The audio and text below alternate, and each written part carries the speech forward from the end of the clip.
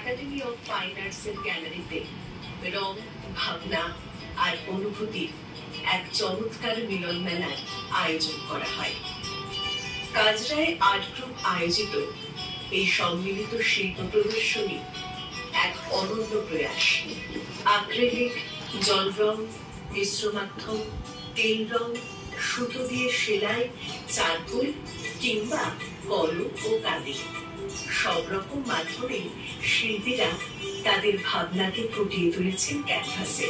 প্রতিটি ছবি যেন দর্শকের মনে এক নির্দিষ্ট আবেগের জন্ম দেয়, কখনো ভাবায়, কখনো কাঁদায়, কখনো বা বিমোহিত করে।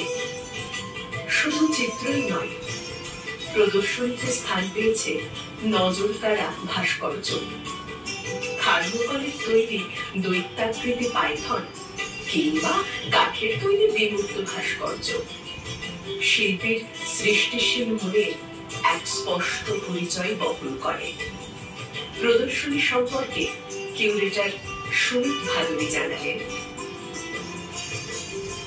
আমাদের মোটো হচ্ছে শহরের তরচা তাজা প্রতিভাবান শিল্পীদের সাথে প্রান্তিক জেলার, গ্রামের দুস্থ, আর্থিকভাবে দুস্থ এবং যারা কলকাতায় একাডেমিতে বা বড় বড় গ্যালারিতে অংশগ্রহণ করতে সাহস পায় না, ভয় পায়, তাদের তুলে নিয়ে এসে আমরা মোস্টলি অবৈতনিকভাবে তাদের